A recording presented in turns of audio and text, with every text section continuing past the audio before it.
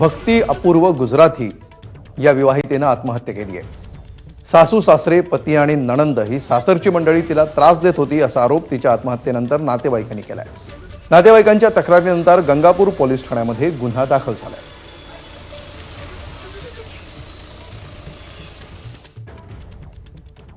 ज्या दिवशी हा प्रकार घडला त्या दिवशी तात्काळ आम्ही आमच्याकडे कुठलीही माहिती नसताना आम्ही त्यांच्या नातेवाईकांशी तात्काळ संपर्क साधला। त्यांना तिथे बोलवलं, त्याचे भाऊ वडील वगैरे त्यांच्याशी संपर्क साधला।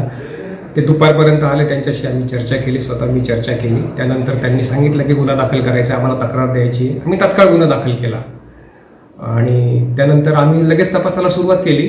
त्याच्यामध्ये आमच्याकडून म्हणजे कुठलीही दिरंगाई झाली नाही पोलिसांकडून। याबाबत तक्रारदाराचे आमच्याविषयी पोलिसांविषयी काही म्हणणं नाही आहे, कारण त्यांनी मागणी केल्याप्रमाणे आम्ही त्यांना तात्काळ प्रतिसाद दिलेला आहे आणि त्याप्रमाणे आमचा पुढील तपास सुद्धा युद्ध पातळीवर चालू आहे। कुठल्याही परिस्थितीमध्ये कुठे जाणार, पळून पळून जाणार कुठे? त्यामुळे त्यांच्या मुसक्या आवळल्याशिवाय राहणार नाही। हे गुजराती कुटुंब हे प्रचंड पैसेवालं कुटुंब आहे, त्यामुळे भीती आहे की पासपोर्ट्स घेऊन कुठे परदेशात जातात किंवा काय करतात। त्यामुळे पोलिसांनी ते सुद्धा बंद केलेले आहेत, ते कुठेही जाऊ शकणार नाहीत। छोटं बाळ आहे 5.5 वर्षाचं, ते मूल कुठे आहे माहीत नाहीये। आजोबा मामा हे सगळे शोध घेतात, परंतु अजून काही कळत नाहीये। संपूर्ण परिवार हा जो आहे तो फरार झालेला आहे।